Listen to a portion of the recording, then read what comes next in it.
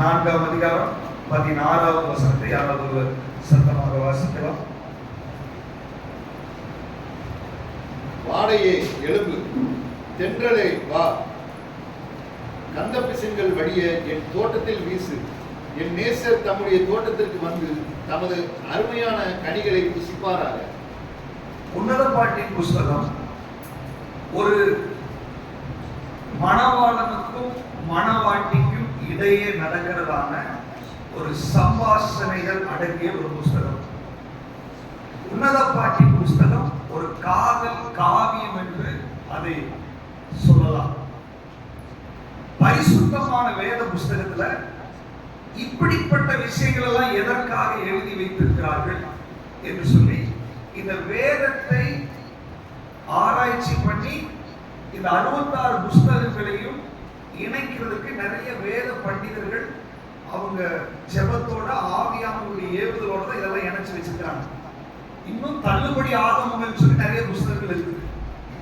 ஆனா பரிசுத்த ஆவியானவர் அவர்களுக்குள்ள ஏவி ஒரு மனதை கொடுத்து இந்த உன்னத பாட்டு என்ற ஒரு புஸ்தகத்தை இந்த வேத புஸ்தகத்துல வச்சு நம்ம படிக்கும்படியாய் வைத்திருக்கிறார். ஹல்லேலூயா. அப்படின்னா ஆண்டவர் இதிலிருந்து ஏதோ நமக்குள்ள பேசி கிரியை செய்ய வேண்டும் என்று அவர் விரும்புகிறார். எதற்கு இதை விசுவாசிக்கிறீங்க? சோ இந்த உன்னத பாட்டின் புஸ்தகம் ஒரு மணவாளனுக்கும் ஒரு மணவாட்டிக்கும் இடையே இருக்கிறதான உறவுகளை வெளிப்படுத்துகிறது. அநேக விஷயங்கள் அதில் சொல்லப்பட்டிருக்கிறது. அதை நம்ம படிக்கும் போது ஆண்டவரோடு நமக்கு இருக்கிற அந்த உறவை மேம்படுத்திக் கொள்வதற்காக, இன்னும் நெருக்கமாய் வருவதற்காக இது ஒரு தூண்டுகோலாக இருக்கும் என்பதில் எந்த விதமான சந்தேகம் கிடையாது. சோ இந்த உன்னத பாட்டின் புஸ்தகம் அப்படிதான் அதனுடைய எல்லா அதிகாரங்களிலும் சொல்லப்பட்டிருக்கிறது. அதுல நிறைய காரியங்கள் சொல்லப்பட்டாலும் அதனுடைய வடிவமைப்பு எப்படி இருக்கு அப்படின்னு சொன்னா, ஒன்று மணவாளன் மணவாட்டி புகழ்ந்து கொஞ்சம் பேசுவார், அடுத்தது மணவாட்டி மணவாளனை புகழ்ந்து கொஞ்சம் பேசுவாங்க. சோ ரெண்டு பேர் மாறி மாறி ஒருவரை ஒருவர் புகழ்ந்து பேசிக்கொண்டு உறவாடுகிற, கலந்துரையாடுகிற ஒரு உரையாடலாகவும் இது என்ன பண்ணுது இருக்கு. சோ அதுல இப்போ மணவாட்டி பேசுகிறார். மணவாட்டின்னு சொன்னா ஆவிக்குரிய அர்த்தத்துல சபை ஒரு மணவாட்டியா இருக்கிறது. நம்ம எல்லாருமே மணவாட்டிகளா இருக்கோம். மணவாட்டி என்ற ஒரு பதத்தை நம்ம யூஸ் பண்ணும்போது இதுல பெண் ஆண் என்று பார்க்க முடியாது. இந்த உலகத்துல தான் பெண் ஆண் அப்படின்னு சொல்லி நம்ம இருக்கிறோம். ஆனா பரலோகத்துக்கு போனா எல்லாரும் தூதர்களை போல இருப்போம். தூதர்கள்ல ஆண் பெண் அப்படின்னு சொல்ற வித்தியாசம் கிடையாது. அப்போ பரலோகத்துல கொள்வினையும் கொடுப்பினையும் கிடையாது. அங்க குடும்பம் நடத்த முடியாது. அதனால இந்த உலகத்துல தேவ திட்டத்திற்காக தான் ஆணும் பெண்ணுமாய் நம்மை படைத்திருக்கிறார். சோ ஆண்டவருடைய மணவாட்டி அப்படின்னு சொன்னா ஆண்களும் பெண்களும் எல்லாரும் சேர்ந்து நம்ம மணவாட்டியா இருக்கிறோம். எத்தனை பேர் அதை ஒத்துக்கிறீங்க? ஹல்லேலூயா. சொல்லுங்களேன், ஆண்கள் பெண்களை ஒருமனப்பட்டு சொல்லமா, நான் அவருடைய மணவாட்டியா இருக்கிறேன், அவருடைய மணவாளனாய் இருக்கிறார். அவர் தான் நம்முடைய தலையா இருக்கிறார், அவர் நம்முடைய மணவாளனாய் இருக்கிறார். சோ இப்போ நம்ம வாசிச்ச வசனத்துல மணவாட்டி பேசுறாங்க, மணவாளன் பேசல, மணவாட்டி பேசுறாங்க. அதாவது நம்ம சார்பாக நம்ம பேசுற மாதிரி. மீண்டுமா வாசிக்கிறத எப்படி வாசிக்கிறாரு? வாடையே வாடையே எழும்பு, எழும்பு, தென்றலே தென்றலே வா, வா, கந்த பிசின்கள் வடிய என் தோட்டத்தில் வீசு, என் தோட்டத்தில் நீ வீசு, என் நேசர் தம்முடைய தோட்டத்திற்கு வந்து, என்னுடைய நேசர் அதாவது என்னுடைய மணவாளன் என்னுடைய ஆண்டவர் இந்த தோட்டத்துக்கு வந்து தமது அருமையான கனிகளை புசிப்பாராக. தமது அருமையான கனிகளை என்ன பண்ணுவாராமா? புசிப்பாராக. அப்ப பாருங்க, மணவாட்டி பேசுறாங்க, வாடையே எழும்பு, தென்றலே வீசு. 4 திசைகளிலும் 4 காற்றுகள் இருக்கு. ஈஸ்ட், வெஸ்ட், சவுத், நார்த் என்று சொல்லி 4 திசைகளிலும் 4 விதமான காற்றுகள் இருக்கு. ஒவ்வொன்றும் ஒரு சீசனுக்கு வீசும். ஒன்னொன்னுலயும் ஒரு பிரத்யேகமான காரியங்கள் இருக்குது. வேத புஸ்தகத்தில் ஆண்டவருடைய நியாய தீர்ப்புக்காகவும் சொல்லப்பட்டிருக்குது. சோ நம்ம அதுக்குள்ள போகல. இங்க தமிழ்ல வாடையே தென்றலே அப்படிங்குது. ஆனா ஆங்கிலத்துல நார்த்ல இருந்து வர்ற காத்தே சவுத்ல இருந்து வர்ற காத்தேன்னு சொல்லி சொல்லப்பட்டிருக்கு. அப்ப என்ன விஷயம்னா, இந்த வாடை காற்று தென்றல் காற்றுல ஒரு காலகட்டத்தில் அடிக்கும். அது அடிக்கும் போது இப்ப பாத்தீங்கன்னா சில வாடை காற்று அடிக்கிற டைம்ல பாத்தீங்கன்னா கேரளாவுல நிறைய ஃபீவர்லாம் அடிச்சுட்டு வச்சுக்கோங்களேன்.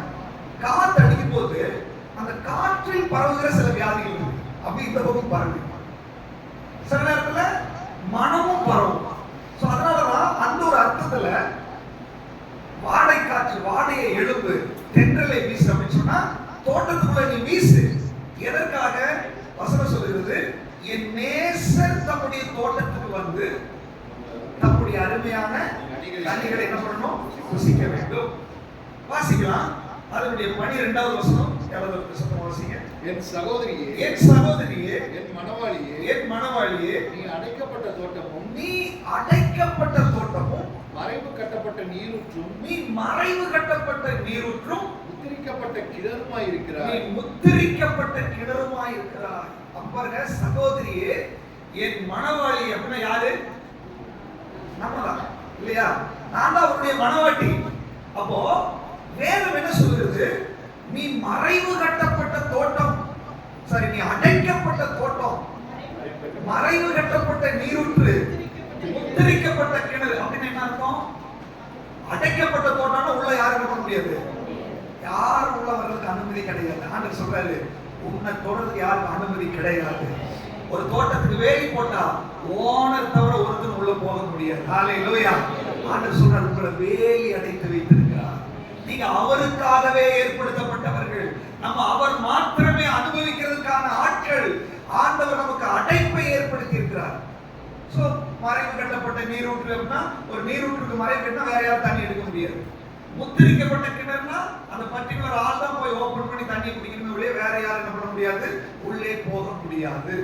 சோ இந்த 3 அர்த்தம் எதுக்கு சொல்லுச்சு அப்படின்னு சொன்னா, மணவாட்டியாகிய சபை அல்லது ஒரு விசுவாசியை ஆண்டவர் மட்டுமே அனுபவிக்க வேண்டும் என்று விரும்புகிறார். எத்தனை பேருக்கு புரியுது? உங்களுடைய அன்பு அவருக்கு மட்டுமே வேண்டும் என்று விரும்புகிறார். நீங்க ஏதாவது பேசினா அவர் மட்டுமே கேட்க வேண்டும் என்று விரும்புகிறார். அவரோட மட்டுமே நீங்க பேச வேண்டும் என்று விரும்புகிறார். அவரோட மட்டுமே நீங்க நேரத்தை செலவழிக்க வேண்டும் என்று விரும்புகிறார். ஏதேன் தோட்டத்துல முதல் ஆதாம் ஏவாளை படைக்கும் போது அவங்கள தமது சாயலின்படி, தமது ரூபத்தின்படியே படைச்சு அந்த ஏதேன் தோட்டத்துல வச்சிருந்தாரு. பகலில் குளிர்ச்சியான வேலைகள் எல்லாம் வந்து அவர்களோட உறவாடி கொண்டிருந்தார், அவர்களோட பேசி கொண்டிருந்தார். அந்த இடத்துல பிசாசு உள்ள போது என்ன பண்ணிட்டான்? ஒரு பிரச்சனையை உண்டு பண்ணிட்டான். அங்க ஒரு பெரிய பிளவு வந்துருச்சு. அந்த பிளவு அவரால் தாங்க முடியல. அன்றைக்கு அவர் ஒரு பிளான் போட்டாரு. பிசாசு, நீ இப்ப ஒரு காரியத்தை செஞ்சிருக்கிற. அப்பவே சொன்னாரு, அவர் ஒரு தலையை நசுக்குவார், நீ அவருடைய குதிகாலை நசுக்குவார். அன்னைக்கு ஒரு பிளான் பண்ணி கல்வாரி சிலுவைக்கு வந்த உடனே எந்த பிசாசு ஏதேன் தோட்டத்துக்குள்ள வந்தானோ, எந்த பிசாசு மணவாளனை மணவாட்டி பிரிச்சானோ, எந்த பிசாசு அந்த உறவுக்கு பங்கம் விளைவிச்சானோ, அவன் தலையை நசுக்கி பகையை சிலுவையில கொன்று மணவாட்டிக்கும் மணவாளனுக்கும் ஒரு ஒப்புரவாக்குதலை ஏற்படுத்தி விட்டார். சோ இயேசுவை யாரெல்லாம் ஏற்றுக்கொள்கிறார்களோ அவர்கள் இயேசுவோடு ஏதேன் தோட்டத்தினுடைய அனுபவத்துக்கு வந்து விட்டார்கள். ரட்சிக்கப்பட்டவங்க, அபிஷேகம் பண்ணப்பட்டவங்க, இயேசுவை சொந்த ரட்சகராக ஏற்றுக்கொண்ட நம்ம எல்லாருமே இப்போ ஏதேன் தோட்டத்தில் இருக்கிற அனுபவத்துக்குள்ள ஆண்டவரோட எப்ப வேணாலும் பேசக்கூடிய ஒரு அனுபவத்துக்குள்ள நம்ம வந்து விட்டோம். எத்தனை பேர் விசுவாசிக்கிறீங்க? ஹalleluya. ஆண்டவர் பாருங்க, பகலில் குளிர்ச்சியான வேளையில ஆதாமே நீ எங்க இருக்கிற? அவனை தேடி வருகிறார். இன்றைக்கு ஆண்டவர் பகலில் குளிர்ச்சியான வேளையில ஒவ்வொரு நேரத்திலையும் நம்மை தேடி வந்து கொண்டிருக்கிறார். நீங்க பேச வேண்டும் என்று விரும்புகிறார். நீங்க அவரை ஆராதிக்க வேண்டும் என்று விரும்புகிறார். உங்க வாயில் அவரை துதிக்க வேண்டும் என்று விரும்புகிறார். நீங்க அவரை மகிமைப்படுத்த வேண்டும் என்று விரும்புகிறார். அவரை நீங்கள் அன்பாய் பேச வேண்டும் என்று விரும்புகிறார். அவரோடு உறவாட வேண்டும் என்று விரும்புகிறார். நீங்க ஆவியானவர் சொல்றாரு, உன்னை இரத்தத்தை சிந்தி உன்னை மீட்டுக் கொண்டு உன் பாவத்தை மன்னிச்சு, உன்னுடைய அக்கிரமத்தை மன்னிச்சு, உன்னுடைய பலவீனங்களை எல்லாம் மாற்றி மேற்குக்கும் கிழக்குக்கும் எவ்வளவு தூரமோ அவ்வளவு தூரமோ உன் பாவத்தை எல்லாம் உன்னை விட்டு நான் நீக்கிறதுக்கு பிற்பாடு, உன்னை நான் ஏற்றுக்கொண்டதுக்கு பிற்பாடு தேவ சமூகத்துல நீ வந்துட்ட, பிசாசை நான் ஜெயிச்சுட்டேன், அதுவும் உனக்கு தெரியும். ஆனா என்னோட தொடர்பு கொள்றதுக்கு உனக்கு என்ன பிரச்சனை? பல தேவ பிள்ளைகளுக்கு, பல மனவாட்டிகள் தேவனோடு தொடர்பு கொள்றதே கிடையாது, அவரோட பேசுறதே கிடையாது, அவரோட உறவாடுறதே கிடையாது.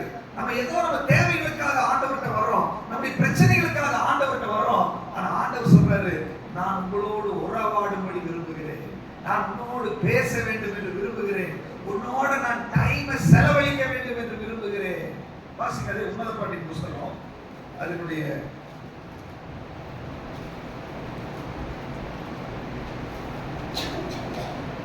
14வது வசனம், 2ஆம் அதிகாரம் 14வது வசனம் வாசிங்க. கண்மலையின் வெடிப்புகளிலும் சிகரங்களின் மறைவிடங்களிலும் தங்குகிற என் புறாவே. புறாவே, யார புறான்றது? புறாவுடைய அடையாளம் என்ன? களங்கமே இல்லாததான் புறா. ஆண்டவர் நம்மளை பார்த்து என்ன சொல்றாரு? சொல்லுங்க சத்தமா, சத்தமா சொல்லுங்க. நம்ம எப்பேற்பட்ட ஆளுங்க, ஆனா ஆண்டவர் நம்மளை பார்த்து என்ன சொல்றாரு? புறாவே. அப்படிதான் இருக்கணும்னு விரும்புகிறார். ஹalleluya. அப்ப புறாவே, உன் முகரூபத்தை எனக்கு காண்பி. உன் முகத்தை எனக்கு நீ காமி. உன் சத்தத்தை நான் கேட்கிறேன். உன் சத்தத்தை நான் என்ன பண்ணணும்? ஆண்டவருடைய விருப்பத்தை பாத்தீங்களா? வேற ஏதாவது கேட்டாரா? காணிக்கை கொண்டு வந்து நீ எனக்காக இதெல்லாம் செய். இதெல்லாம் ரெண்டாவது. ஆண்டவர் சொல்றாரு, உன் முகத்தை நான் பார்க்கணும். அவ்வளவுதான். உன் முகத்தை பார்க்கிறதுலயே எனக்கு ஒரு பெரிய சந்தோஷம். யோசிச்சு பாருங்க, இன்னைக்கு தேவ சமூகத்து சர்ச்சுக்கு வந்திருக்கீங்களே, உங்க முகத்தை பார்க்கறதுல ஆண்டவருக்கு ஒரு பெரிய சந்தோஷம். யோசியோட அம்மா வந்திருக்காங்க, செல்சி பல வருஷத்துக்கு அப்புறம் வந்திருக்காங்க, பலரும் அவங்களுடைய பாட்டி வந்திருக்கிறாங்க. இன்னைக்கு ஒருவேளை நம்ம எல்லாம் மனிதர்கள், நம்ம அவங்கள பார்த்து சந்தோஷப்படுறோம். ஆனா உங்களை படைச்ச ஒரு ஆண்டவர் இருக்கிறாருல்ல, உங்க முகத்தை பார்த்தா ஒரு அவ்வளவு சந்தோஷம். என் பிள்ளைங்க என் சமூகத்துக்கு வந்துட்டாங்க.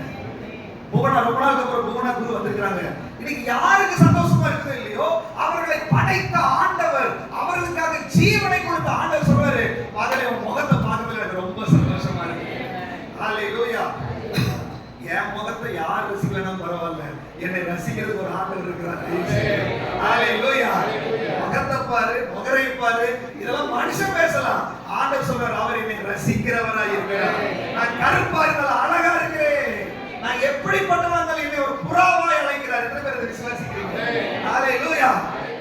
ஆனாலும் அவர் முகத்தை காமிக்க மாட்டாங்க, முகத்தை இல்லையா? ஆண்டவர் சொல்றாரு, முகத்தை காண்பி, தேவ சமூகத்துக்கு வா, உன் சத்தத்தை அவர் கேட்க வேண்டும். ஆண்டவரே அப்படி நீ பேசினா அந்த சத்தத்தை கேட்கணும் அவர் ஆசைப்படுறாரு. யோசிச்சு பாருங்க, நம்ம சத்தத்தை கேட்கறதுக்கு அவர் ஆசைப்படுறாரு பாருங்க. நீ அழகா போனாலும் சரி, அழகா போனாலும் சரி, சுதியோட போனாலும் சரி, சுதி இல்லைனாலும் சரி, டெம்போ இருந்தாலும் சரி, டெம்போ இல்லைனாலும் சரி, ஆண்டவர் சொல்றாரு, உன் சத்தம் எனக்கு இன்பமா இருக்கிறது. நீ உன் வாயை திறந்து பாடியே ஆகணும்ன்றாரு, நீ வாயை திறந்து நன்றி சொல்லி ஆகணும்ன்றாரு, நீ வாயை திறந்து அப்பான்னு கூப்பிடணும்ன்றாரு ஆண்டவர். நீ பாருங்க, நம்ம குழந்தைகள் எல்லாம் சின்னதாய் பெருசாய் வரும்போது அது அப்பா அப்படின்னு கூப்பிடுச்சு, அம்மான்னு கூப்பிடுச்சுன்னா உங்களுக்கு என்ன ஆகுது? அப்படியே உள்ளமெல்லாம் போகுது இல்லையா? ஆண்டவர் சொல்றாரு, உன் வார்த்தையை கேட்கறதுக்கு ஆண்டவருடைய உள்ளம் போகி கொண்டிருக்கிறது, உன் சத்தத்தை கேட்கறதுக்கு ஆண்டவர் ஆயத்தம் உள்ளவராய் இருக்கிறார். எத்தனை பேர் இன்னைக்கு ஆண்டவரை துதிச்சீங்க? எத்தனை பேர் உள்ளத்திலிருந்து அந்த நன்றிகளை செலுத்தினீங்க? இந்த நன்றிகளை கேட்பதற்காய், உங்களுடைய ஆராதனை அங்கீகரிப்பதற்காய் ஒரு தகப்பன் இந்த இடத்துல இறங்கி வந்திருக்கிறார், ஒரு மணவாளன் இந்த இடத்துல இறங்கி வந்திருக்கிறார். ஹalleluya. அதனாலதான் நம்ம மணவாட்டி சொல்றாங்க, பாடையை எழும்பு, தென்றலே வீசு. என் நேசரோட தோட்டத்துக்கு வந்து, நம்முடைய தோட்டத்துக்கு வந்து நம்முடைய அருமையான கனிகளை ருசிப்பார். அப்ப பாருங்க, நம்மள வந்து ஒரு தோட்டமா பார்க்கிறார் ஆண்டவர். சொல்லுங்க, நம்ம எல்லாரும் யாரு? தோட்டம்.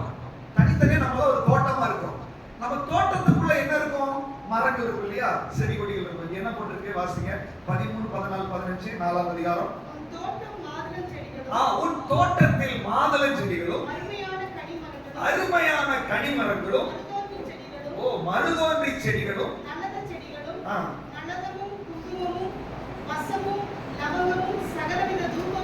சகலவித தூப வர்க்க வெள்ளை போல செடிகளும் சந்தன விருட்சங்களும் சகலவித கந்தவர்க்க செடிகளும் உள்ள சிங்கார வனமாயிருக்கிறது.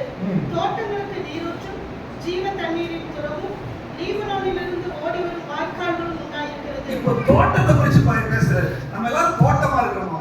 இந்த தோட்டத்துல மாதுளை செடி இருக்கிறது, கனிமரங்கள் இருக்கிறது, மருதோன்றி செடி, நளதம், குங்குமம், வசம்பு, லவங்கம், சகல தூபவர்க்கம், வெள்ளை போல செடி, சந்தன விருட்சம். பாருங்க, வாசனை கொடுக்கக்கூடிய விலை உயர்ந்த மரங்கள் இந்த தோட்டத்தில் இருக்கிறது. ஹalleluya. வாசனை கொடுக்கக்கூடிய இந்த மரம் காஞ்சி போறதெல்லாம் கிடையாது. அதுக்கு என்ன கொடுக்குது? தோட்டத்திற்கு நீரூற்றும் ஜீவ தண்ணீரின் துறவும் லீபனோனிலிருந்து ஓடி வரும் வாய்க்கால்கள் என்ன பண்ணிக்குது? ஆண்டவர் சொல்றாரு, ஒரு தோட்டமா படைச்சிருக்கிறாரு. உனக்குள்ள வாசனை இருக்கிற மரங்கள் இருக்கிறது, விலை உயர்ந்த மரங்கள் இதெல்லாம் வாசனை திரவியங்கள். நீங்க பாருங்க, இந்த பொருள் எல்லாம் கொஞ்சம் கொஞ்சமா தான் பேக்கெட் பண்ணி விற்பாங்க, ரொம்ப காஸ்ட்லி இல்லையா? லவங்கம் இதெல்லாம் வாசனை திரவியங்கள். இதெல்லாம் சேர்த்து சென்ட் தயாரிச்சா அதுவே ரொம்ப காஸ்ட்லி. அப்படின்னா ஆண்டவர் சொல்றாரு, இதெல்லாம் கொஞ்சம் கொஞ்சம் இவ்வளவு விலை உயர்ந்ததா இருக்கலாம், ஆனா ஆண்டவருடைய பிள்ளைகளாகிய நமக்குள்ள இது எல்லாம் மரங்களாகவே உள்ள வச்சிருக்கிறார் ஆண்டவர். இது சுபாவங்களாய் நமக்குள்ள வச்சிருக்கிறாரு. விலை உயர்ந்த நறுமணம் உள்ள சுபாவங்களை ஆண்டவர் நமக்குள்ள வைத்திருக்கிறார். எத்தனை பேர் விசுவாசிக்கிறீங்க? ஹalleluya. உங்களுடைய ஜென்ம சுபாவங்கள் வெளியே போயிடுச்சு. ஒரு காலத்துல எப்படி இருந்துச்சு? கோபம், மூர்க்கம், வெறும் முச்செடியும் காட்டு செடியுமா கிடந்துச்சு. எரிச்சல், விபச்சாரம், வேசித்தனம், பொறாமை, இதெல்லாம் நம்ம மரங்களா இருந்துச்சு இந்த தோட்டத்துக்குள்ள. ஆண்டவர் எல்லாத்தையும் வெட்டி கிளீன் பண்ணி வாசனை தரக்கூடிய மரங்களை நம்ம தோட்டத்துல வைத்திருக்கிறார். ஹalleluya, ஹalleluya. சந்தன மரம், லவங்க மரம், எல்லா மரங்களா இருக்குது. எல்லாமே வாசனை திரவியங்கள். எத்தனை பேர் இந்த சந்தன மரம், இந்த சந்தன மரம்ல இந்த லவங்கமா அந்த கருவாப்பட்ட மரம் இருக்குது இல்லையா? அந்த மரத்துல அந்த பட்டை உரிச்சாலும் அந்த மனம் கொடுக்கும். பட்டையிலே அந்த மனம். சில மரங்கள்ல அந்த பூ வாசனையில அந்த மனம் வரும். சோ ஆண்டவர் சொல்றாரு, எல்லாம் செடிகள் எல்லாம் மரங்களா உங்களுக்குள்ள வச்சிருக்கிறேன். யோசிச்சு பாருங்க, அந்த தோட்டத்துக்குள்ள நடந்தாலே எப்படி இருக்கும்? இத்தனை வாசனை திரவியங்கள் அடங்கின தோட்டத்துக்குள்ள நடந்தா எப்படி இருக்கும்? சத்தமா வரலையே? வாசனை மனமா இருக்கும். இப்ப வாடிய தென்றலை வீசு, காத்தும் நல்லா அடிக்குது. இப்போ அந்த தோட்டத்துக்குள்ள மட்டும் மனம் இருக்குமா? வெளியே போயிருவாங்க. ஆண்டவர் சொல்றாரு, உங்களை அப்படி தோட்டமா வச்சிருக்கிறது. உன் வீட்டுக்குள்ள வந்தாலே மனமா இருக்க வேண்டும். அந்த இடத்துல உன் வீட்டுக்குள்ள வாசனை வர வேண்டும். எத்தனை பேருடைய வீடு அப்படி இருக்குது? ஏன்னா பிசாசு அப்படி வச்சிருக்கான். மரம் எல்லாம் வாடி போச்சு. ஆண்டவர் சொல்ற, ஜீவன் தண்ணீர் ஊற்று உள்ள ஓடிட்டு இருக்குது, வாய்க்கால்கள் இருக்குது. எப்படி வாடும்? ஒரு காலத்துல நல்ல மரமா இருந்துச்சு, செழிப்பா இருந்துச்சு. இப்ப தண்ணி இல்ல. யார் சொன்ன தண்ணி இல்ல? ஜீவநதி பாய்ந்து கொண்டிருக்கு உனக்குள்ள. என்னை விசுவாசிக்கிறவனுடைய உள்ளத்துல இருந்து ஜீவ தண்ணீர் உள்ள நதிகள் ஓடும் அப்படின்றாரு. உனக்குள்ள ஜீவ நதி இருக்கிறது. உனக்குள்ள இருக்கிற வாசனை திரவியங்கள் உள்ள மரங்கள், அதாவது சுபாவங்கள், நல்ல சுபாவங்களை உனக்குள்ள மரமாய் வளர்த்தி அந்த வாசனை வீசும்படி அந்த மரத்துக்கான ஜீவ நதியா இயேசு உனக்குள்ள இருக்கிறாரு. உனக்குள்ள நல்ல சுபாவங்கள் வெளியே வர வேண்டும். உங்க பேச்சில இன்பம் இருக்க வேண்டும். நீங்க பார்க்கும் போது சந்தோஷம் இருக்கணும். உங்க வீட்டுக்குள்ள அந்த வாசனை வீசுகிற ஒரு அனுபவம். ஒரு வீடு ஏதேன் தோட்டமா இருக்கணும்னு ஆண்டவர் விரும்புகிறார். ஆனா பல நேரங்களில நம்ம வீடு பிரச்சனையும் போராட்டம் உள்ள வீடாய் மாறுகிறது. இன்னைக்கு ஒரு தீர்மானம் எடுக்கணும். நான் மறைவு கட்டப்பட்ட தோட்டம். சொல்லுங்க, வாயில இருக்கிறது பிசாசு. என் தோட்டத்துல என்னுடைய வாசனை கெடுக்கிறதுக்கு உன்னால முடியாது. சொல்லுங்க, வாயில இருக்கிறது அறிக்கைப்படுங்க. வாசனை கெடுக்கிறதுக்கு உன்னால முடியாது. எனக்குள்ள இருக்கிற வாசனை கெடுக்க நினைக்கிற பொல்லாத பிசாசு இயேசுவின் நாமத்துல வெளியே போ. யாக்கோபு பழைய ஏற்பாட்டுல நீங்க வாசிச்சு பாத்தீங்கன்னா, அவன் மகன் போய் விபச்சாரம் பண்ணிட்டான். உடனே பசங்கெல்லாம் போய் வெட்டிட்டாங்க. அவனு இல்ல, ஏன் தங்கச்சி நீ கெடுத்துட்டேன்னு சொல்லி யாக்கோபு அழுகிறான்.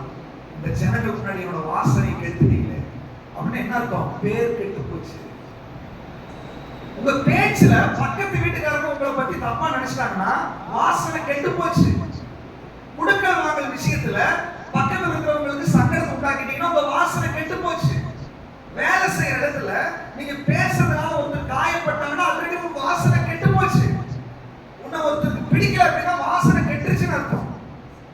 ஒரு பூ இருக்குது பாருங்க, அந்த பூ அழகா பூ பூத்து இருந்தாலே, இப்ப மல்லிகைப்பூ செடி இருக்கு, பெண்கள் அப்படி சைடுல போறீங்க, என்ன பண்ணுவீங்க? தலையில வைக்கலனாலும் எடுத்து மோந்தாலும் பாட்டு போறீங்க இல்லையா? ஒரு வாசனைனா அது மோந்து பார்க்கணும்னு சொல்லுவோம். நல்ல ஒரு ரோஜா செடி இருக்குது, என்ன பண்ணுவோம்? அது மேல பிரியப்படுவோம். ஆனா சொல்ற, அப்படித்தான் வச்சிருக்கிறேன். நீ குடியிருக்கிற இடத்துல, நீ வாழ்ற இடத்துல, நீ வேலை செய்யற இடத்துல நீ ஒரு வாசனை தரக்கூடிய ஒரு செடியா, வாசனை வெளிப்படுத்துகிற ஒரு மரமாய் தேவனுடைய சுபாவங்களை வெளிப்படுத்தி மற்றவர்களை அட்ராக்ட் பண்ணுகிற ஒரு பெரிய கிருபையை நமக்குள்ள கொடுத்துக்கிறாரு. ஆனா நமக்கு அது தெரியாததுனால கோபம், எடுத்தெரிச்சு பேசுறது, எரிஞ்சு விழுகிறது, கெட்ட வார்த்தை பேசுறது, இப்படிப்பட்ட சுபாவங்களால நம்ம தோட்டம் நாடி கொண்டிருக்கிறது. அன்னைக்கு ஆண்டவர் சொல்றாரு, அந்த தோட்டத்துல நாற்றம் எடுத்தா நான் எப்படி வர முடியும்? மணவாட்டி சொல்ற, வாடையை எழுந்து தென்றலை வீசு, என்னுடைய நேசரை எத்தனை பேர் சந்தோஷமா அவரை கூப்பிடக்கூடிய தோட்டத்துக்கு? உங்க தோட்டம் எப்படி இருக்கிறது? ஆண்டவரே நீங்க அற்புதம் செய்யுங்க, எனக்கு விடுதலை கொடுங்க, நீங்க வாங்க வாங்க. ஆண்டவர் மேல கோபப்படுறது இருக்கட்டும். ஆண்டவர் சொல்றாரு, நான் வர்ற அளவுக்கு உன் தோட்டம் ஆயத்தமா இருக்குதா? உன் தோட்டத்துல வாசனை வீசுதா? உன் கேரக்டர் மாறி இருக்குதா? உன் பேச்சு மாறி இருக்குதா? உன் சுபாவம் மாறி இருக்குதா? உன் சுபாவத்துல நாற்றம் வருகிறது வெளியே. ஆண்டவர் சொல்றாரு, ஏதேன் தோட்டமாய் உன்னை படைச்சிருக்கிறேன். அந்த தோட்டத்துல வாசனை வீசுகிற மரங்கள் செத்து போகாம இருக்கிறதுக்கு ஜீவ நதி அதுக்குள்ள பாய விட்டுருக்கிறேன். உங்களுக்குள்ள ஒரு நதி இருந்தா உங்க மரம் ஒரு நாள் வாடி போகாது. ஹல்லேலூயா. ஒருவேளை நீங்க நினைக்கிறோம், ரட்சிக்கப்பட்டேன், அப்ப நல்ல வாசனை இருந்துச்சு, நல்ல கனி கொடுத்துருந்தேன், இடையில ஒரு பிரச்சனை வந்துச்சு, இடையில இந்த ப்ராப்ளத்தினால இப்படி ஆயிட்டேன், பரவாயில்ல. இன்னைக்கு ஆண்டவர் இந்த வார்த்தையை உங்க காதுல கேட்டுட்டு இருக்கும்போது உனக்குள்ள இருக்கிற ஜீவ நதி இன்னும் ஊற்றெடுக்க வைத்து அந்த மரங்களை தலைக்க வைத்து மீண்டும் வாசனை தரக்கூடிய தோட்டமாய் உங்களை மாற்ற போகிறார். ஹல்லேலூயா. எத்தனை பேர் விசுவாசிக்கிறீங்க? சொல்லுங்களேன், நான் வாசனை தரக்கூடிய தோட்டம். சொல்லுங்க, வாயில திறந்து சொல்லுங்க, நான் வாசனை தரக்கூடிய தோட்டம். பிசாசைய வாசனை கெடுக்க முடியாது. பிசாசைய வாசனை கெடுக்க முடியாது. இயேசுவின் நாமத்தில் விடுதலை பெற்றுக் கொள்கிறேன். இந்த தோட்டத்திற்குள்ளாக தேவன் உலாவ வேண்டும் என்று விரும்புகிறார். இந்த வாசனையினால அட்ராக்ட் ஆகி அவர் தோட்டத்துக்குள்ள வந்தாருன்னு வச்சுக்கோங்களேன், அதுதான் ஆராதனை. அப்படின்னா நம்முடைய ஆராதனை சுகந்த வாசனையான ஆராதனைன்னு சொல்றோம். இங்க நம்முடைய கேரக்டர்ல எல்லாம் ஆண்டவருக்கு ஒப்பு கொடுத்து நம்முடைய வாழ்க்கையை சமர்ப்பணம் பண்ணி ஆண்டவருக்காக வாழ்ந்து ஞாயிற்றுக்கிழமை இங்க வந்து ஆண்டவரே அப்படின்னு ஆராதிக்கும் போது இங்க ஒரு சுகந்த வாசனை வெளிப்படுகிறது. அதை அங்கீகரிக்கும்படியா ஆண்டவர் இந்த தோட்டத்துக்கு வருகிறார். ஹல்லேலூயா, ஹல்லேலூயா. இன்னைக்கு இந்த தோட்டத்துல இயேசு வந்திருக்கிறார். இன்னைக்கு இந்த தோட்டத்துல மணவாளன் இருக்கிறார். இந்த நாட்கள்ல நீங்க ஜெபிச்சு ஒப்பு கொடுத்திருக்கீங்க, உங்க தோட்டத்துல ஆண்டவர் வந்து கொண்டிருக்கிறார். ஹல்லேலூயா. உங்க தோட்டத்துல ஆண்டவர் உலாவுகிறார். உங்க தோட்டத்துல உங்க வீட்டுல இயேசு உலாவி கொண்டிருக்கிறார். அவர் வருகிற இடத்துல ஆசீர்வாதம் உண்டு. அவர் வருகிற இடத்துல விடுதலை உண்டு. அவர் வருகிற இடத்துல சமாதானம் உண்டு. யார் வீட்லயாவது சமாதானம் இல்ல, யார் வீட்லயாவது நிம்மதி இல்ல, இயேசுவை ஏற்றுக்கொள்ளாதவங்க யாராவது இங்க இருந்தீங்கன்னா இன்னைக்கு ஆண்டவர் சொல்றாரு, உன் வாழ்க்கையில விடுதலையும் சமாதானமும் சந்தோஷமும் வேணும்னா உன் தோட்டத்துக்குள்ள இயேசு வந்தா மட்டுமே முடியும். ஹல்லேலூயா. சமாதானத்தை உண்டு பண்ணும் ஆக்கினை அவர் மேல வந்துச்சு. உங்க பாவத்தை மன்னிக்கிறதுக்கு இயேசுவால மட்டும்தான் முடியும். உங்களுக்கு சமாதானத்தை கொடுக்கிறதுக்கு இயேசுவால மட்டும்தான் முடியும். உனக்கு விடுதலை கொடுக்கிறதுக்கு இயேசுவால மட்டும்தான் முடியும். இந்த உலகத்துல எத்தனை நாள் எங்கெங்க போயிட்டு வந்தாலும் சரி, உங்களுக்கு நிம்மதியும் சமாதானம் வேணும்னா அது இயேசுவால மட்டும்தான் கொடுக்க முடியும். ஹல்லேலூயா, ஹல்லேலூயா. ஒருவேளை நீங்க யாராவது இயேசு ஏற்றுக்கொள்ளாத, ஆண்டவரே என் தோட்டத்துக்குள்ள வாங்க ஆண்டவரே, என் தோட்டத்தை வாசனையாய் மாற்றுங்க ஆண்டவரே, நீங்க வாயை திறந்து சொன்னால் உன் தோட்டத்தை வாசனை கொடுக்கக்கூடிய தோட்டமாய் மாற்றுவதற்கு இயேசு விரும்புகிறார். ஹல்லேலூயா, ஹல்லேலூயா. சோ நம்முடைய தோட்டத்துல ஆண்டவர் வர வேண்டும் என்று விரும்புகிறார். அவர் தோட்டத்துக்குள்ள வந்து நம்ம வாசனை வீசுகிறது. இது ரெண்டுக்கு பேர் தான் ஆராதனை. அவர் நம்முடைய வாசனை அங்கீகரிக்க வேண்டும் என்று விரும்புகிறார். அவர் தோட்டத்துக்குள்ள வர வேண்டும் என்று விரும்புகிறார். இப்போ தோட்டத்துக்குள்ள அவர் வரணும், தோட்டத்துல வாசனை தரக்கூடிய மரங்கள் இருக்குன்னு சொல்றோம். உண்மையிலேயே நம்மகிட்ட என்ன மரம் இருக்கு? சுபாவங்கள் அப்படின்னு சொல்றோம். சுபாவங்கள் அப்படின்னா நம்ம சுபாவத்தை எப்படி வெளிப்படுத்த முடியும்? என் பேச்சு, என் பார்வை, சில கண்ணை பார்த்தாலே கோபம் இருக்கான்னு தெரியும், சில முகத்தை பார்த்தாலே டென்ஷனா இருக்காங்கன்னு தெரிஞ்சிடும் இல்லையா? அப்போ நம்முடைய மனசுல என்ன நினைக்கிறோமோ நம்முடைய முகத்துல அல்லது நம்முடைய சரீரத்துல அந்த உணர்வுகளை என்ன பண்ணுவோம்? வெளிப்படுத்தி. நம்ம சரீரம் நம்ம பேசுறோம் கூட வெளிப்படுத்த முடியும் நம்மளால, இல்லையா? ஆண்டவர் சொல்றாரு, உன் தோட்டத்துக்குள்ள வாசனை தரக்கூடிய மரங்கள் இருக்கிறது. அப்படின்னா ஒரு கேரக்டரை வெளிப்படுத்துகிற அவயவங்கள் தான் மரங்கள். அப்படின்னா நம்ம தலையிலிருந்து பாதம் வரைக்கும் நம்முடைய ஒவ்வொரு அவயவங்களும் வாசனை தரக்கூடிய மரங்களாய் ஆண்டவர் பார்க்கிறார். ஹல்லேலூயா. அதனாலதான் ரோமர் 12:1 சொல்லுகிறது, உங்க சரீரங்களை தேவனுக்கு பிரியமான ஜீவ பலியாய் ஒப்பு கொடுங்க, இதுதான் புத்தி உள்ள ஆராதனை. ஹல்லேலூயா. ஒரு சரீரத்தை நீங்க ஒப்பு கொடுத்தா, உங்க சரீரத்துக்கு அவயவங்களை நீங்க ஒப்பு கொடுக்கும் போது அது ஒரு புத்தி உள்ள ஆராதனையாய் மாறுகிறது. ஒருவேளை நம்ம சரீரத்தில் இருக்கிற அவயவங்களா இருக்கிற வாசனை தரக்கூடிய மரங்கள் ஒருவேளை நெகட்டிவா இருந்திருக்கலாம், வாட அசுத்தமான வாட வீசி இருந்திருக்கலாம், பரவாயில்ல. இன்னைக்கு ஆண்டவர் அதை சுத்திகரிச்சு வாசனை வரக்கூடிய மரமாய் மாற்றணும் விரும்புகிறார். எத்தனை பேருக்கு ஆசையா இருக்கு என்னை மாற்றணும்னு சொல்லிட்டு? ஹalleluya, உற்சாகமா சொல்லுங்களேன். ஹalleluya. அப்ப இன்னைக்கு மீண்டுமாய் நம்ம ஜீவ பலியாக ஒப்பு கொடுத்து வாசனை வரக்கூடிய மரங்களாய் மாற்ற போறோம். சரி, ஜீவ பலியா எப்படி ஒப்பு கொடுக்கிறது அப்படின்னா வாசிக்கலாம். இந்த 4ஆம் அதிகாரம் முழுவதும் இந்த மணவாளன் மணவாட்டியை பார்த்து பேசுகிறதான ஒரு வசனங்களாய் சொல்லப்பட்டிருக்கு. வாசிக்கலாம். 1ஆவது வசனம். நீ ரூபவதி. இப்ப பாருங்க, பேசும்போது எப்படிதான் தொடங்குறாரு? ரூபவதி. சொல்லுங்க, நான் ரூபவதி. உங்களை தான் சொல்றாரு ஆண்டவர். சொல்லுங்க சொல்லுங்க, வாயில தான் சொல்லுங்க. உங்களை ரூபவதின்னு சொல்றதுக்கே உங்களுக்கு இவ்வளவு தயக்கம்னா அப்புறம் எப்படி மத்தவர் ரூபவதின்னு சொல்லுவாங்க உங்களை? யாரு? நான் என்ன சொல்லிக்கணும்? சொல்லுங்களேன். நான் ரூபவதியா இருக்கிறேன். சொல்லுங்க, நான் யாரா இருக்கிறேன்? ரூபவதியா இருக்கிறேன். ஹalleluya. ஓகே, ரூபவதி தான் தொடங்குறாரு. என் பிரியமே, ஆ, நீ ரூபவதி. உன் முக்காட்டின் நடுவே உன் கண்கள் புறா கண்களாய் இருக்கிறது. ஓ, உன்னுடைய கண்கள் எப்படி இருக்குதாமா? புறா கண்களா இருக்கிறது. யாரு? ஒரு ஆண்டவர், ஒரு மணவாளன் தோட்டத்துக்கு வர்றாரு. தோட்டத்துக்கு வரும்போது அங்க இருக்கிற மணவாட்டியை பார்க்கிறாரு. மணவாட்டிய தலையிலிருந்து பாதம் வரைக்கும் ரசிக்கிறாரு. அதுதான் இந்த காதல் காவியம். அப்படின்னா என்ன அர்த்தம்? இயேசு இந்த ஆவியாய் இந்த இடத்துல வந்திருக்கிறார். அவர் கண்ணுல பார்க்க முடியாது. இங்க வந்திருக்கிற ஆண்டவர் உங்களை ரசிக்கிறாரு. எத்தனை பேர் அதை விரும்புறீங்க? அவர்களை ரசிக்கிறாரு. இதெல்லாம் பார்க்கறது அனாவசியம் அப்படின்றீங்களா? இப்படி முக்காடை இப்படி போட்டிருப்பீங்களா? முக்காட்டி நடுவே உங்க கண்ணு முக்காடு போடலன்னா கண்ணை பார்க்க மாட்டோம் இல்லையா? அப்போ உங்க கண்களை பார்க்கும்படி ஆண்டவர் விரும்புகிறார். சில கண்ணு திருட்டு உள்ளி முடிச்சுட்டு இருக்கோம். அந்த கண்ணை பார்க்கறது ஆண்டவர் விரும்புகிறார். உன் கண்கள் அப்படின்னு சொல்லி கண்களை வர்ணிக்கிறார் அப்படின்னா அவர் கண்ணை வாட்ச் பண்றாருன்னு தெரியுதா இல்லையா? சொல்லுங்க. அப்போ என் கண்ணை எதையாவது பண்ணிட்டு திருட்டு புள்ளி முடிச்சிட்டு இருந்தேன்னா யார் பார்க்கறாங்களோ இல்லையோ, நீங்க கூலிங் கிளாஸ் கண்ணாடி கூட போட்டு வந்து உட்காரலாம். உங்க கண்ணை பார்க்கறதுக்கு ஆண்டவர் இங்கே வந்திருக்கிறார். ஹalleluya, ஹalleluya. சிலருடைய கண்கள், நீதிமொழிகளை வாசிக்கிறோம், யாருக்கு ரத்தம் கலங்கின கண்கள், ராத்திரி எல்லாம் தண்ணியை போட்டு காலையில பவுடர் போட்டு இங்க வந்து உட்கார்ந்தா கண்ணு காமிச்சுக்கணும்.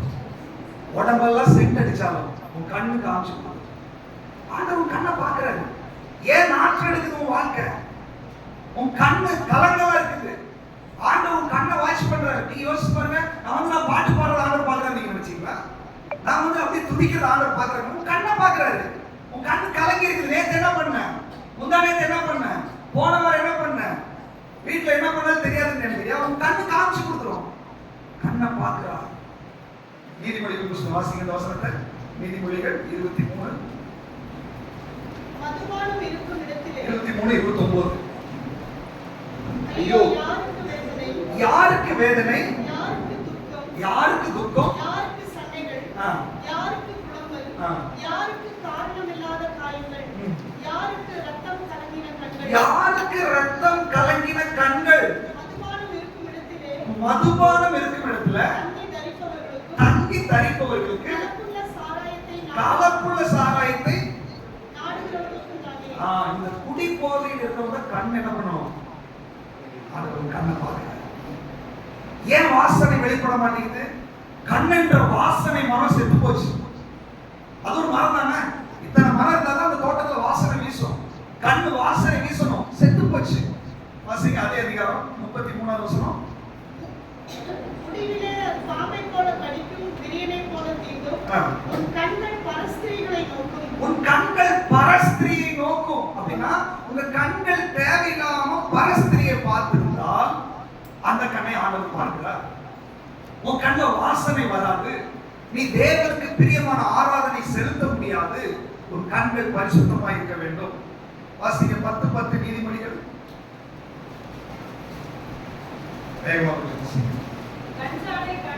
கண்சாடை காட்டுகிறவன் கண்ணுல ஜாட காட்டக்கூடாது. அப்படியே கண்ணுல ஜாட காமிக்கிறது, சிக்னல் கொடுக்கிறது. பாருங்க, ஆண்டவர் பார்க்கிறாரு. தேவ சபையில அவர் உலாவிக் கொண்டிருக்கிறார். உன் கண்களை ஆண்டவர் வாட்ச் பண்ணி கொண்டிருக்கிறார். எத்தனை பேர் உணர்றீங்க உங்க கண்ணை ஆண்டவர் பார்க்கிறாரு? நீங்க கண்சாடை காட்ட முடியாது. கண்ணுல நீங்க ஏமாற்ற முடியாது. உங்க கண்கள் நேராய் நோக்க வேண்டும் என்று ஆண்டவர் விரும்புகிறார். நீ பைக்ல போகும்போது உங்க கண்கள் நேராய் பார்க்கட்டும். வீட்டில் இருக்கும்போது கண்கள் நேராய் பார்க்கட்டும். உங்க கண்கள் டைவர்ட் ஆகும் போது உன்னை கர்த்தர் பார்த்து கொண்டிருக்கிறார். உன் கண்களை வாட்ச் பண்ணி கொண்டிருக்கிறார். உன் தோட்டம் நார ஆரம்பிச்சிடும். உன் தோட்டத்துல பிரச்சனை வர ஆரம்பிச்சிடும். உன் தோட்டம் வாசனை வீச வேண்டும் என்று ஆண்டவர் விரும்புகிறார். இன்னொரு வசனம் வாசிக்க 6ஆம் அதிகாரம் 17 நீதிமொழிகள்.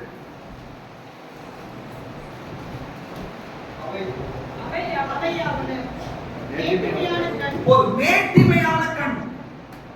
நம்ம பெருமைய பாருங்க, நம்ம பெருமையா இருக்கிறத வார்த்தையிலே சொல்லலாம். கண்ணுல ஒரு மாதிரி பார்க்கறது, கண்ணுல ஒரு மாதிரி பார்க்கறது. உன் கண்ணிலே நீங்க எல்லாத்தையும் பேசிடலாம்.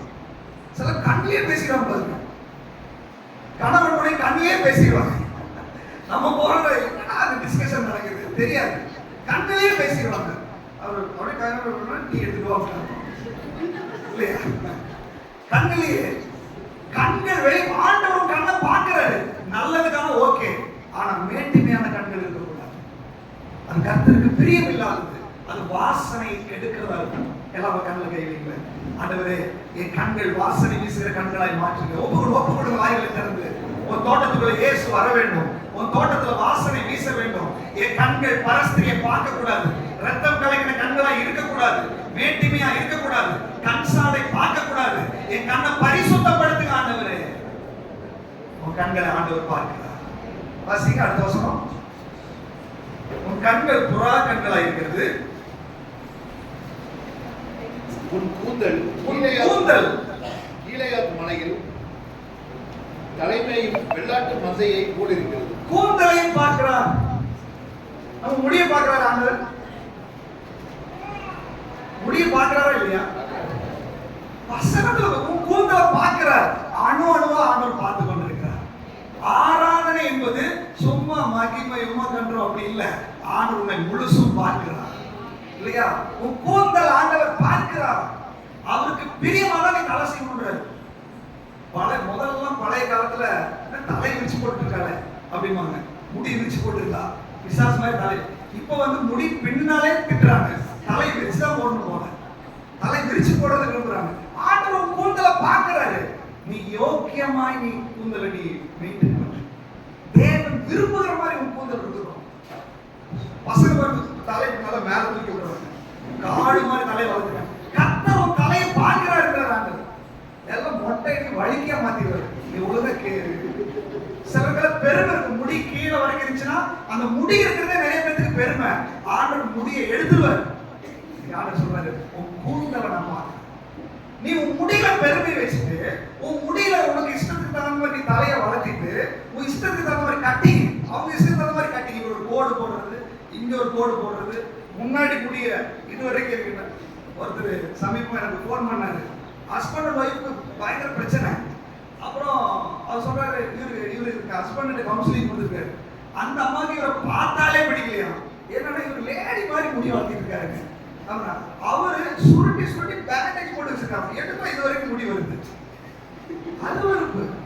ஆண்டவர் சொல்றாரு, உன் கூந்தல் பர்ஃபெக்டா இருக்கு. கூந்தல் நினைக்கிறேன் கல்யாணம் பண்ணிட்டு வந்தீங்க, புதுசா கல்யாணம் பண்ணியாச்சு. உங்களுக்கு பிடிக்காத மாதிரி ஒய்ஃபு தலையை சீட்டு பரட்டை விட்டு அப்படியே வாங்குவோம் அப்படின்னு நீங்க கூட்டு போவீங்களா? கூட்டு போவீங்களா? சொல்றீங்க ஒழுங்கா தலை சீவு சொல்றோம்ல. இல்ல உங்க ஹஸ்பண்ட் தான் பரட்ட மாதிரி விட்டுட்டு வர்றாரு, நீங்க கொஞ்சம் தள்ளி நடக்க மாட்டீங்க. அப்போ ஒழுங்கா இல்லைன்னு சொல்லிட்டு அவங்க ஆண்டவர் மட்டும் எப்படி உங்க கூட வரணும்னு விரும்புறீங்க? உன் தலை ஒழுங்கா இருக்கட்டும், உன் கூந்தல் ஒழுங்கா இருக்கட்டும். தலையில ஆண்டவர் என் கூந்தல் ஒப்பு கொடுக்குறாங்க. தலைமுடியில அந்த பெருமை இருந்துச்சு ஒப்பு கொடுங்க. வாசனை வீச முடியாதபடி தேவனுக்கு பிரியம் இல்லாத கட்டிங்க ஆண்டவரை ஒப்பு கொடுக்குறேன்னு சொல்லுங்க. ஆண்டவரை உங்களுக்கு பிரியமான கட்டிங் பண்ண ஆண்டவரை. தலைக்கு என்ன போடணும் போடுறது இல்ல, தலையை சீவனா சீவுறது இல்ல, காலையில இருந்து பரட்ட தலை மாதிரி விடுறது. ஆண்டவர் ஒப்பு கொடுங்க. ஆண்டவரே நான் உங்களுடைய பிள்ளை ஆண்டவரே, என் தலைமுடியை ஒப்பு கொடுக்குறேன், தலைமுடியை ஒப்பு கொடுக்குறேன் ஆண்டவரே. ஹalleluya. சின்ன பிள்ளை எத்தனை பேர் தலைமுடியை ஒப்பு கொடுத்துருக்கீங்க? தலை சீவுறது இல்ல, தலைக்கு எண்ணெய் தேய்க்கிறது இல்ல. இதெல்லாம் ஆண்டவர் பார்க்கிறார். நீ ஒழுங்கா இருக்கணும்னு ஆண்டவர் விரும்புறார். எத்தனை பேர் ஒப்பு கொடுக்க போறீங்க? ஹalleluya சொல்லுங்க.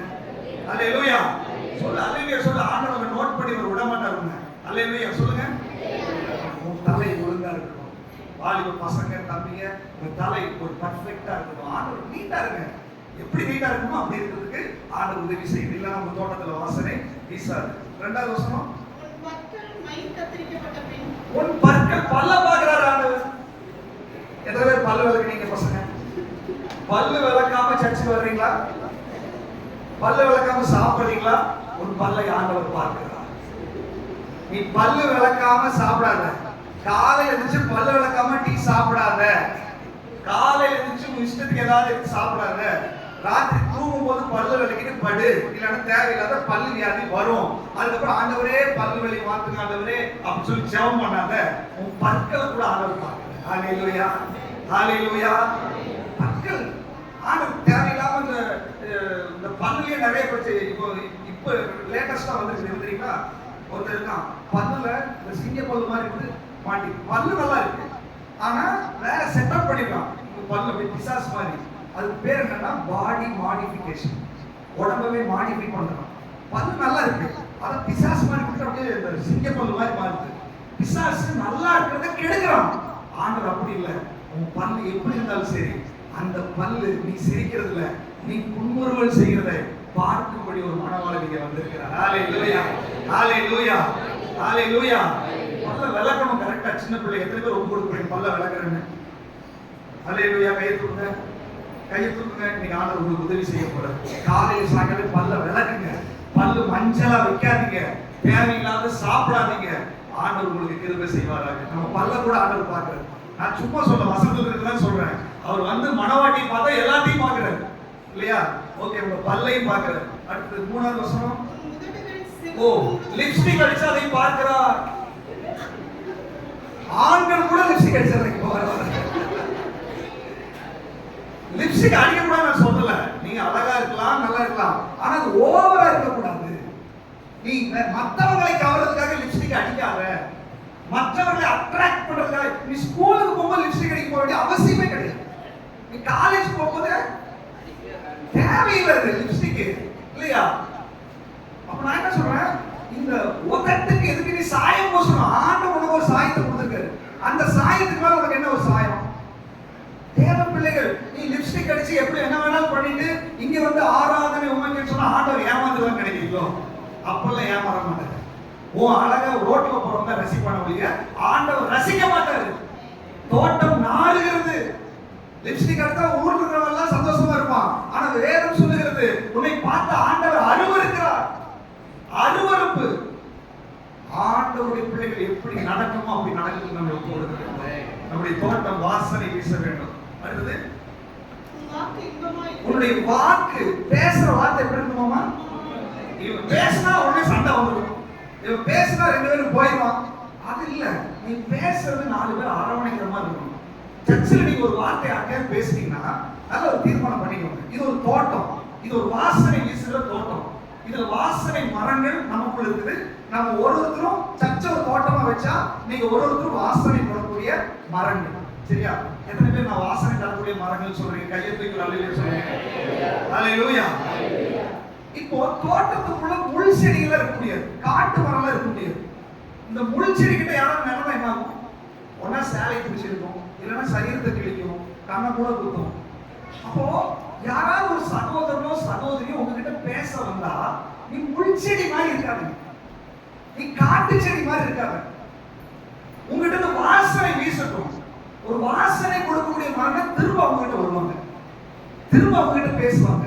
ஒரு முச்செடினா ஒரு டைம் அதுக்கு ஓடி போயிடுவாங்க.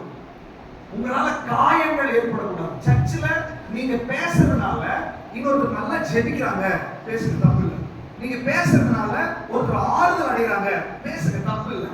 நீங்க பேசுறதுனால ஒருத்தர் உற்சாகம் ஆயிட்டாங்க, நீங்க பேசுறதுனால உங்க கவலை எல்லாம் போயிடுச்சுன்னா அப்படிப்பட்ட வார்த்தைகள் மட்டுமே உங்க வாயிலிருந்து வரட்டும். நீ பேசுறதுனால ஒரு குடும்பத்துக்குள்ள பிரச்சனை வருது, நீங்க பேசுறதுனால ஒரு சகோதரன் இடரல் அடைகிறான்னா அப்படிப்பட்ட காரியத்தை செய்யாதிருங்கள். நீங்க முச்செடிங்கிறார் ஆண்டவர். உன்னை வாசனை தரக்கூடிய மரமா சபையில வச்சிருக்கிறாரு. நீ முச்செடியாய் நிக்க கூடாது சபையில. மற்ற மரங்களை டிஸ்டர்ப் பண்ணக்கூடாது, மற்ற விசுவாசிகளை டிஸ்டர்ப் பண்ணக்கூடாது. வேதம் சொல்லுகிறது, இடரல்கள் வருவது நல்லது, ஆனா யாருனால இடரல் வருதோ அவங்களுக்கு ஐயோ. நீங்க சபையில குடும்பத்துல இடரல் வருகிற ஒரு மரமா நீங்க இருக்கக்கூடாது. எத்தனை பேர் ஒப்பு கொடுக்க போறீங்க? ஒப்பு கொடுங்க. ஆண்டவரே, நான் ஒரு இடரல் வருகிற மரமா இருக்க மாட்டேன் ஆண்டவரே. என் வாக்குல ஒரு பரிசுத்தம் இருக்கணும் ஆண்டவரே. என் வாக்கு நான் பேசும்போது மத்தவங்க என்கரேஜ் ஆகணும். சொல்லுங்க, வாயில திறந்து சொல்லுங்க. மத்தவங்க என்கரேஜ் ஆகணும் ஆண்டவரே. என்னுடைய வார்த்தைகள் பேசும்போது அடுத்த டைம் எங்கிட்ட வந்து அவங்க பேசணும் ஆண்டவரே. எரிஞ்சு விடக்கூடாது ஆண்டவரே. சிறு பேசக்கூடாது ஆண்டவரே. கோபப்படக்கூடாது ஆண்டவரே. கிருபை பொருந்தின வார்த்தைகளை வாயில வரட்டும் ஆண்டவரே. எரிச்சலின் வார்த்தைகளை எடுத்து போடுங்க ஆண்டவரே. அவிசுவாசமான வார்த்தைகளை எடுத்து போடுங்க. கெட்ட வார்த்தை நான் பேசக்கூடாது. சொல்லுங்க, வீட்டுல பொண்டாட்டி கெட்ட வார்த்தையில திட்டக்கூடாது. கணவனை கெட்ட வார்த்தையில திட்டக்கூடாது. உன் நாக்கு கெட்ட வார்த்தையில திட்டுறதுக்கு அல்ல, தேவன் உன்னை என்கரேஜ் பண்ற வார்த்தைகளை உன் வாயில வச்சிருக்கிறாரு. ஹalleluya. உங்க வாக்கை ஆண்டவர் பார்க்கிறார். அடுத்தது 4வது வசனம். உன் முக்காட்டி நடுவே நீங்க முக்காடு போட்டிருந்தாலும் ஆண்டவர் உங்க கண்ணத்தை பார்க்கிறார். ஏன் கண்ணத்தை பார்க்கிறாரு? சொல்லுங்க, ஏன் கண்ணத்தை பார்க்கிறாரு? அவர் நமக்கு முத்தமிட வேண்டும் என்று விரும்புகிறார் இல்லையா? நேற்று வாசிக்கும் இல்லையா? அவர் நம்மை முத்தமிட வேண்டும் என்று விரும்புகிறார். எத்தனை பேர் ஆண்டவர் நம்மை முத்தமிடணும் விரும்புகிறீங்க? உண்மைதானா? ஹalleluya.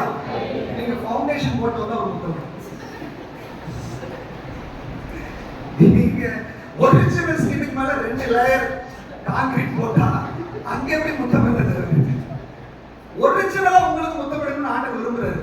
நீங்க டூப்ளிகேட் மேல முத்தம் கொடுங்க ஆண்டவரே. சொரணியே இருக்காங்க, அதனால சொரணியே வர்றதுல நம்ம தோல்ல குந்துனா சொரணை இருக்கும். இதுக்கு மேல 2 mm 3 mm ஃபவுண்டேஷன் போட்டோம்னா இப்ப குந்துன சொரணை வருமா? அதனால சொரணை வரல. ஆண்டவர் முத்தம் கொடுத்தா உனக்கு சொரணை வரது இல்லை. ஆண்டவர் கிட்ட பேச மாட்டேங்கிறாரு. ஆண்டவர் என்ன தள்ளி விட்டுட்டாரு. சிஸ்டர், முதல்ல உங்க முகத்தை கழுவுங்க, அதுக்கப்புறம் ஆண்டவர் உங்களோட பேசுவார். ஹalleluya. ஆண்கள் இளைச்சவர்களே கிடையாது. பெண்களை விட இன்னைக்கு ஆண்கள் தான் மேக்கப் அதிகமா போடுறாங்க. தாடி வச்சிருக்கீங்க, அழகா ட்ரிம் பண்ணிட்டு வா. சும்மா காட்டுத்தனமா சேவ் பண்ணாம வராத. சேவ் பண்ணி நல்லா காடு மாதிரி வளர்த்திட்டு கட்டிங் பண்ணாம சேவிங் பண்ணாம அசிங்கமா தேவ சமூகத்துக்கு வர்றதுக்கு ஆண்டவர் உங்களை அழைக்கவில்லை. நீட்டா சேவ் பண்ணிட்டு வா தேவ சமூகத்துக்கு. நீ சேவ் பண்ணலன்னா எப்படி ஒரு முத்தமிட முடியும்? தாடி வச்சிருக்காங்க சார் சாப்பிடுறது மாதிரி அழகா நீ கட்டிங் பண்ணி ட்ரிம் பண்ணி நீட்டா வாங்க. அது மனைவி விரும்பினா, மனைவிக்கு விருப்பம் சேவ் பண்ணிட்டு இல்லையா? அப்போ ஆண்டவர் முத்தமிட விரும்புகிறார். ஆண்டவர் நம்மை பார்க்கிறார். நம்ம எல்லாத்தையும் அவர் பார்க்கிறார். ஹalleluya. சர்ச்சுக்கு வந்து நீட்டா வரணும் விரும்புகிறார். நீட்டா இன் பண்ணி நீட்டா பவுடர் பூசி தலையை சீவி காலையில குளிச்சிட்டு ட்ரெஸ் பண்ணி சர்ச்சுக்கு வாங்க.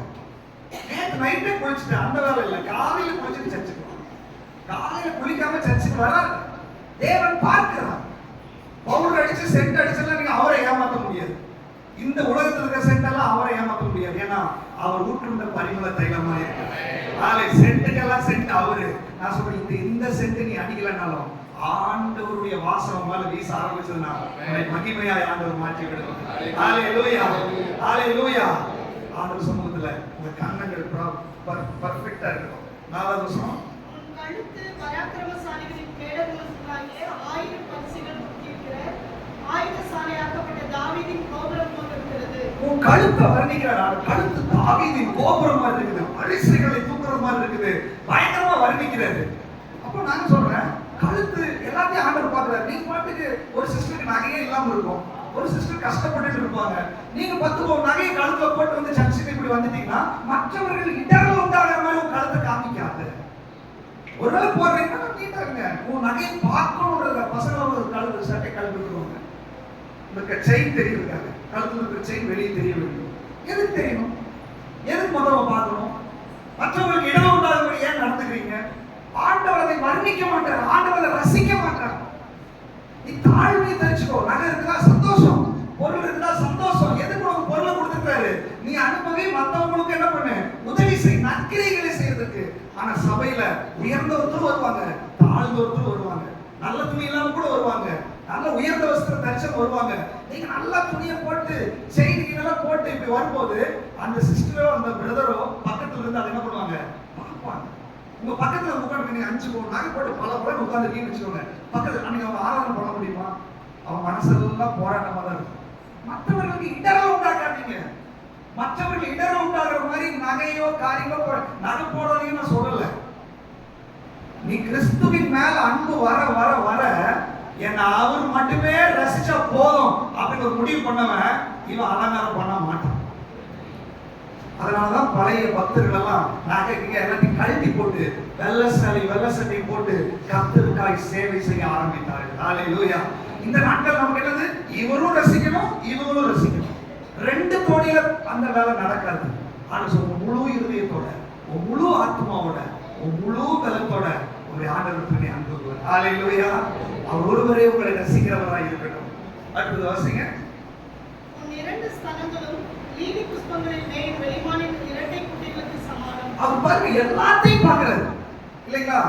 அப்போ மார்பகம் இரண்டு ஸ்தலங்கள் அப்படின்னு சொல்லிட்டு வேதத்துல போட்டுருக்குது. ஆண்டு சொல்ற நீ கரெக்டா ஷால் போட்டிருக்கியான்னு ஆண்டு பாக்குற, சாரி கரெக்டா உடுத்திருக்கீங்களான்னு ஆண்டு பாக்குற, வஸ்திரம் கரெக்டா இருக்கட்டும். சிலர் வஸ்திரம் உடுத்துறது அடுத்தவங்களை டிஸ்டர்ப் பண்ணுறது. சிலருடைய சாரி ஜாக்கெட்டு கீழே வரைக்கும் விட்டுட்டு பயங்கர டிசைன் எல்லாம் போட்டு, இது சர்ச் ஃபேஷன் ஷோ காட்டுற இடம் அல்ல. இந்த சர்ச் பிள்ளைங்க கொஞ்சம் பெருசாக ஆரம்பிச்சீங்கன்னா அதுக்கு தகுந்த மாதிரி ட்ரெஸ், ஷால் போடாம சுடிதார் போடாத, அப்படி சுடிதார் போட்டு சர்ச்சுக்கு வராத. மற்றவர்கள் உங்களை ரசிக்கிறதுக்கு அல்ல. வீட்டுக்கு போனா உடம்பு வலி வரும், தூங்க முடியாது, 1000 பிரச்சனை வரும். கரெக்டா ஷால் போடு, சாரி கட்ட ப்ராப்பரா கட்டு. ப்ராப்பரா சாரி கட்ட முடியலன்னா நீங்க வேற சுடிதாரோ ஏதோ போட்டு கவர் பண்ணிட்டு வாங்க. உங்களுடைய சரீரம் ஆண்டவர் மாத்திரமே அனுபவிக்கிறதா. உங்க சரீரம் தேவனுக்கு மகிமையை கொண்டு வருகிறதா இருக்கட்டும். உங்க சரீரம் தேவனை உயர்த்துகிறதா இருக்கட்டும். மனுஷன் பார்க்கிறதுக்கு அல்ல, மனுஷனுக்கு விருது வைக்கிறதுக்கு அல்ல, என்னுடைய ஆண்டவருக்கு மகிமையை செலுத்துவதற்கு ஆண்டவர் என் சரீரத்தை கொடுத்திருக்கிறார். எத்தனை பேர் பிரஸ்ட் கேன்சர் இருக்கிறாங்க, எத்தனை பேர் போராடுறாங்க. இந்த சின்ன வயசுல மனம் போட போக நீ வாழ்றது, அதுக்கப்புறம் கேன்சர் வந்து உட்காந்து அழுகிறது. ஆனா சொல்றாரு, இன்னைக்கு நீ ஒழுங்கா இல்லைன்னா நாளைக்கு நீ கேன்சரை ஃபேஸ் பண்ண வேண்டியது வரும். இன்னைக்கு நீ ஒழுங்கா இல்லைன்னா நாளைக்கு நீ கொடிய வியாதிகளை ஃபேஸ் பண்ண வேண்டியது வரும். அதுக்கு முன்னாடி இன்னைக்கு தேவ சமூகத்தின் ஆண்டவருடைய சமூகத்தில் மட்டும் கிடையாது, நீ உலகத்து சிலர் பேர் சர்ச்சுக்கு நீட் அப்படியே பயபக்தியா வருது. வெளியே போனா ட்ரெஸ்ஸிங்கே அன்னைக்கு ஒரு சிஸ்டம் பார்த்தோம், அவங்க மகளோட ட்ரெஸ்ஸை இப்போ போட்டு எதுக்கு? அது தேவையில்லை. உன்னுடைய வயசுக்கும் உன்னுடைய உடம்புக்கும் தகுந்த மாதிரி ட்ரெஸ்ஸை போடுங்கள். ஆண்களுக்கும் தான் பெண்களுக்கும் தான். நம்முடைய ட்ரெஸ் கரெக்டா போடுங்க. இந்த நாட்கள் ரொம்ப மோசமா இருக்குது. பெண்கள் ஆண்கள் ட்ரெஸ் போடுறது, ஆண்கள் பெண்கள் ட்ரெஸ் போடுறது, இப்படிப்பட்ட ஒரு குரூப் எல்லாம் உருவாகிட்டு இருக்கிற இந்த காலகட்டத்துல தேவன் உங்களை ஆணா படிச்சிருந்தா பர்ஃபெக்டா ஆணா ட்ரெஸ் பண்ணிடுவான். நீ பெண்ணா படிச்சிருந்தா பர்ஃபெக்டா பெண்ணா ட்ரெஸ் பண்ணிடுவா. பெண்களுடைய உடைய ஆண்கள் போடாதீங்க, ஆண்களுடைய உடைய பெண்கள் போடாதீங்க. கர்த்தர் எப்படி அழைச்சிருக்காரோ அப்படி ஆண்டவரை மகிமைப்படுத்துங்க. ஹல்லேலூயா. உங்க தோட்டம் வாசனை வீச வேண்டும் என்று ஆண்டவர் விரும்புகிறார். உங்க தோட்டத்துல வாடை துர்நாற்றம் எழுப்பக்கூடாது. அதுதான் ஆண்டவர் வந்து உலாவுகிற ஒரு தோட்டமா இருக்கும். வாசிங்க அடுத்தது. பகல் குளிர்ச்சியாக 7வது வசனம் வாசிங்க. என் பிரியமே, என் நீ ரூபவதி, பூர்ண ரூபவதி, உன்னில் பழுதொன்றும் இல்லை. உன்னில் பழுது ஒன்றுமே இல்லை. இப்ப இந்த மாதிரி எல்லாம் செஞ்சா ஆண்டவர் பார்க்கும்போது ஸ்கேன் பண்றாரு. அப்படியே உங்க பழுது ஒன்றுமே இல்லை. உனக்கு வேற நகத்தெல்லாம் கட் பண்ணுங்க, இன்னும் அந்த பக்கம் தான் இருக்குது. ஸோ நகத்தை கட் பண்ணுங்க, கால் நகத்தை கட் பண்ணுங்க, கரெக்டா இருங்க. உன்னில் பழுதை ஆண்டவர் பார்க்க கூடாதுன்னு சொல்லி விரும்புகிறார். அடுத்தது 9வது வசனம். என் இருதயத்தை கவர்ந்து கொண்ட ஆண்டவருடைய இருதயத்தை கவர்ந்து கொள்ளுகிறவர்களாய் நாம இருக்க வேண்டும் என்று விரும்புகிறேன். எத்தனை பேர் ஒரு இருதயத்தை கவர்ந்து விரும்புறீங்க?